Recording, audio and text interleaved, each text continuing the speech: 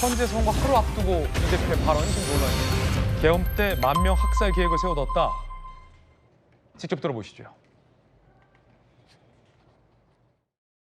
12.3 친위 군사 쿠데타 계획에는 약 5,000명에서 10,000명의 국민을 학살하려던 계획이 들어 있습니다. 자신의 안위를 위해서, 명예와 권력을 위해서 수천 개의, 10,000개의 우주를 말살하려 했습니다. 어떻게 이런 꿈들을 꿀 수가 있습니까? 권력을 맡겼더니 국민이 맡긴 총칼로 국민을 살해하려는 그런 엄청난 계획을 할 수가 있습니까? 이재명 대표가 언급한 대목은 이 노상원 전 사령관의 수첩에 적혀 있다는 이 단어들, 예를 들어 수거, 국회, 언론 몇 명, 연평도 이송 등의 이제 단어를 종합해서 국민들을 학살하려는 계획을 세워뒀을 것이다라고 이 대표가 이제 주장을 하고 있는 겁니다. 자, 그러자 대통령 측에서는 저 노상원 수첩의 실체도 불분명할 뿐더러 공수처 등 수사기관도 증거로 채택하지 않을 만큼 전 실체가 불분명한 걸 이 대표가 선동을 하고 있다고 비판하고 나섰습니다. 이성을 잃고 극단적 선동과 선전, 근거 없는 새빨간 거짓말, 폭동을 유도하는 내란 선동, 허위사실 유포 엄중 경고한다. 그러자 이 대표 측은 이렇게 반박합니다. 노상원 수첩에 적혀있는 내용이 왜 허위사실이냐? 그런데 사실 노상원 수첩은 수사기관에서 증거로 채택되지 않았습니다. 언론 보도 통해 5,000만 명에 달하는 국민 수거 계획을 확인했다라고 하지만 저 언론 보도라는 것도 노상원 수첩에 있는 내용을 보도한 MBC 보도 등에 그쳐서 논란이 이 지점 정치권에서 일고 있습니다. 이재명 대표는 지난달에도 비슷한 발언을 한 차례 한 바 있었습니다. 들어보시죠. 노상원이 작성했다는 수첩 내용에 보니까 1차로 500명을 수거해서 연평도 가는 바다 위에서 배를 폭파해서 다 죽일 건데 2차, 3차, 10차까지 5,000에서 10,000명 정도를 더 수거해가지고 죽여야 되는데 1차와 같은 방법으로 죽이면 문제가 있을 수 있어서 다른 방법이 뭘까 이런 고민하는 장면이 나옵니다. 한국판 킬링 필드를 만들려고 했던 거죠.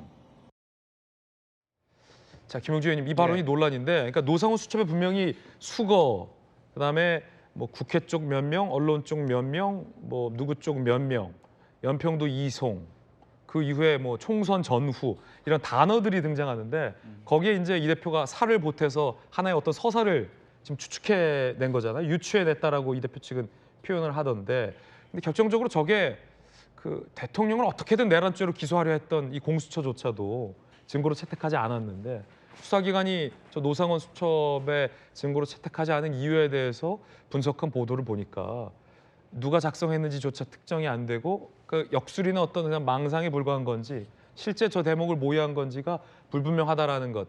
더 나아가서 지금 이 대표가 얘기하고 있는 저 서사가 노상원에 있는 단어들만 보더라도 저 서사로 곧장 연결되지 못한다라는 이유로 이제 증거로 채택하지 않은 내용들이잖아요. 그런데 이제 헌재 선고를 하루 앞두고 이 대표가 저 발언을 한 어떤 정치적 배경을 두고 여야가 지금 공방을 벌이고 있는 건데 김용주 의원님 어떻게 보십니까? 그렇습니다. 이제 그 이재명 대표는 우리나라 최고의 스피커예요. 발언의 신뢰성을 갖고 있고 발언의 파장이 가장 많은 분입니다. 또 지금까지 보면은 자기 만약에 오늘 인용된다면 차기 대선의 대통령 가능성이 가장 많은 분이시기도 하고 그렇기 때문에 이 스피커가 어떤 얘기를 하는 것 자체를 상당한 국민은 믿을 수밖에 없다라고 하는 부분이 있어요. 그래서 가급적이면 노상원 수첩에 있다는 것 자체는 팩트라 하더라도 사실 어제는 4.3 아닙니까? 예. 4.3이라고 하는 것은 국가가 제주도민을 학살하는 날이거든요. 그러니까 사람들이 보기에는 노상원의 수첩에 적힌 내용이 국가 혹은 윤석열 대통령으로 인식할 수 있는 그런 가능성이 굉장히 높습니다. 이 대표 발언만 듣고 보면 네. 그렇기 때문에 그런 부분에 대해서는 조금 더 신중했어야 되지 않느냐라는 거고 다른 한편으로 보면 4.3을 회고한다는 뜻일 수도 있지만 제주도민 입장에서는 기억하기 싫은 그 장면을 다시 연상시키는 그런 부분도 있을 수 있거든요. 그래서 정말 정치인됨, 특히 우리나라 최고의 어떤 그 야당 지도자로서의 발언으로서는 조금 너무 그 일반화된 내용들을 가지고 네. 언변을 한 거 아닌가 그런 아쉬움을 좀 갖고 있습니다. 박정호 의원님은 어떻게 보십니까? 네, 어제 4.3 희생자 추모식이었습니다. 이게 미군정의 그 정보 불분명한 정보를 가지고선 국가가 몇만 명이나 되는 제주 시민을 학살한 거 아니겠습니까? 그런 배경에서 잘못된 것으로 인해서 더 이상은 우리 국민이 고통을 받거나 이렇게 학살까지 당하는 일은 없어야 된다, 이런 의미의 배경이 있었을 거고요. 또 우원식 국회의장도 참석해서 축사에서 앞으로 4.3에 대한 문제들은 한 점 의혹 없이 다 밝히고 또 나머지 지금 찾지 못한 유해들도 다 발굴해서 하겠다는 뭐 오영훈 지사의 얘기도 있었습니다. 그런 배경에서 얘기가 된 거고요. 그리고 보면은 김명현 전 국방부 장관하고 이 노성원 씨하고는 굉장히 비화폰을 통해서도 했고 여러 가지 이 비상계엄을 모의한 정황이 있습니다. 그래서 이것이 그냥 아무 근거 없이 하는 것이 아니고 언제 저희가 민주당에서 이 비상계엄에 대해서 우리가 준비해야 된다 이렇게 얘기했을 때 국민들 믿었습니까? 우리조차도 안 믿었는데요. 그래서 이 정부는 상상력이 뛰어난 주술적 상상력을 가지고 하기 때문에 실질적으로 그 이후에 어떻게 갈지도 몰랐다. 특히나 포고령에 보면은 선량한 시민에 대해서는 피해가 적게 한다 그러면 나머지를 다 선량하지 않은 사람들로 봤기 때문에 그렇게 극단적으로 갈 수도 있다. 그래서 저희가 계속 주장하는 것은 이 내란에 대해서는 특검을 해야 된다 이렇게 얘기했던 것이 이런 사실들에 대해서 검찰이나 경찰에서 밝힐 수 없는 부분도 있고 조금의 의혹도 가지고서 시작하는 것들이 국회 차원에서는 그것이 가능하기 때문에 계속 특검을 주장했다는 말씀을 드립니다. 게다가 어제 장경태 의원이 얘기했던 것처럼 영연백에 대한 것들, 본인의 영양관리병이었는데 영연백에 대한 것들을 그렇게 갑자기 많이 구입을 하고 꺼내놓고 이런 부분들이 전혀 근거가 없었다 이렇게 얘기할 수는 없습니다. 모든 것은 의혹에서부터 시작하기 때문에 그렇습니다. 네, 모든 것은 의혹에서부터 시작된다라는 해명이었습니다. 김구식 교수님 어떻게 보십니까? 뭐 킬링필드나 아니면 학살, 만명 국민 학살, 또 뭐 유혈 사태, 이재명 대표가 최근 이런 단어들을 좀 자주 썼는데 어떻게 보십니까? 어제가 이제 4.3 추모식이 있던 날이고 또 국회의장도 참석하고 또 이재명 대표도 참석했던 기념 추모식이기 때문에 4.3의 아픈 상처, 분단의 상처와 국가가 공권력을 동원해서 시민들을 이렇게 처벌했던 또 학살했던 내용에 대한 반성과 교훈을 삼는 것은 뭐 있을 수 있다고 생각합니다.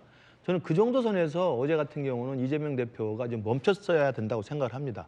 왜냐하면 4.3 추념식이긴 합니다만 그 다음 날이면 오늘 이제 윤석열 대통령에 대한 탄핵 선고가 나오는 날입니다. 그러면 탄핵 선고를 하루 앞두고 4.3 기념식에 가서 4.3의 어떤 상처와 국가 공권력에 대한 비판을 하는 것을 넘어서서 지금 이번 계엄을 통해서 윤석열 대통령이 쿠데타를 통해 가지고 10,000명을 죽이려고 했다. 예. 그것도 학살이라는 단어를 썼습니다. 저런 이야기를 하는 것은 공포심 말고는 저는 의미가 없다고 생각해요. 선전선동의 목적이다. 그럼요. 그러니까 아니 4.3에 대한 이야기를 통해서 국가가 애꿎은 시민들에게 공권력을 이렇게 동원해서 안 된다는 이야기를 하는 거하고 윤석열 대통령이 계엄을 통해서 10,000명을 학살하려 했다는 이야기는 전혀 다른 차원이잖아요. 저는 그러면서 보면 너무 논리의 비약이 좀 심했다. 그리고 논리의 비약을 통해서 과연 그러면 탄핵 선고 하루 전에 무엇을 의도했던 것일까? 바로 그 공포심의 조장이 아니었나. 그래서 마지막까지도 오늘 탄핵 선고에 어떤 영향을 미치려고 하는 정치적인 의도가 있었던 게 아니냐라는 또 오해까지 받을 수 있다고 생각을 해요. 그러면서 저는 이재명 대표의 저 발언은 굉장히 저는 과했다, 좀 심했다. 오히려 지금의 국가 분열과 또 탄핵 찬성 반대를 놓고 이게 분열되어 있는 우리 대한민국의 현실 생각하면 야당 대표로서는 오히려 분열을 심화시키는 발언이 아니라 서로 화해하고 통합하는 발언들을 했어야 되는데 그러면서 보면 굉장히 안타까운 발언이라고 생각합니다. 양태현 변호사님 어떻게 보십니까? 그러니까 뭐 이재명 대표의 발언 자체는 이제 말씀드렸던 것처럼 이제 어제 제주 4.3 추모라는 그런 분위기, 그리고 또 최근 언론 보도에 있었던 이제 뭐 영연백 3,000개, 뭐 종이관 1,000개 이런 충분히 이제 의혹을 하고 의심을 살 만한 그런 이제 배경에서 같이 봐야 될 것 같고요. 특히 이제 사실 국회에 그또 한 30-40년 만에 군인들이 국회에 이제 들어왔던 비상계엄을 우리 모든 국민들이 두 눈으로 똑똑히 보는 이 시점에서 충분히, 그리고 뭐 여러 가지 언론 보도, 그런 배경, 또 노상원 전 사령관의 그런 메모까지 보고 봤을 때 충분히 일어날 수 있는 시나리오 중에 하나다. 그리고 그거에 대한 위험성을 언급을 해서 다시는 이런 일이 발생하지 않았으면 좋겠다는 이제 경고적인 메시지라고 생각을 합니다. 예. 자, 그런가 하면 이 승복의 여야 승복의 문제도 대두되고 있습니다. 어제 권영세 비대위원장이 국민의힘은 판결에 승복하겠다라고 선언했습니다. 이 대표에게 이 질문을 되물었다고 하는데 들어보시죠. 이재명 대표는 승복 여부를 묻는 질문에 승복은 윤석열이 하는 것이라며 사실상 불복을 선언했고 마지막까지 헌재를 압박하기 위한 대국민 겁박인지는 알 수 없으나 책임 있는 정치 지도자의 태도라고 할 수 없습니다. 애당초 오늘의 사태를 불러온 데는 민주당 책임이 가장 큽니다. 민주당은 정부의 기능을 마비시키는 의회 독재를 멈추지 않았습니다. 민주당의 대우각성과 승복선언을 강력하게 촉구합니다. 저와 국민의힘은 대통령 탄핵심판 판결에 승복할 것이며 탄핵심판 이후를 철저히 준비하고 대비할 것입니다. 이재명 대표도 이 승복과 관련된 질문에 이렇게 답변을 했었죠. 들어보시죠. 3주 전에 채널A에서 헌재 결정에 당연히 승복한다고 하셨거든요. 이 입장 여전히 변함없다고 보면 될까요? 승복은 윤석열이 하는 겁니다.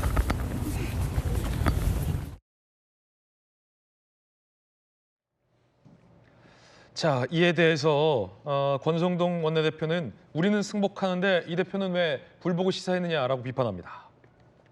함께 보시죠. 권성동 원내대표의 입장입니다.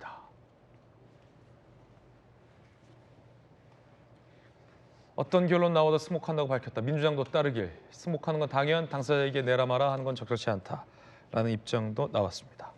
그러자 민주당의 한민수 의원은요. 학폭 같다라고 비판합니다. 한민수, 박주민 의원의 이야기 들어보시죠. 저는 학폭 사건 같아요. 학폭이 벌어져가지고 가해자가 피해자를 말도 못하게 정말 힘들게 만들었습니다. 그런데 가해자는 전혀 사과도 하지 않습니다. 윤석열 대통령이 국민들께 사과했습니까? 이재명 대표가 계엄을 했습니까? 왜 피해자들에게 국민들에게 윽박지릅니까? 국민들이 무슨 죄를 지었어요? 오로지 윤석열 대통령과 김용현 장관과 이분들이 죄 지은 거 아닙니까?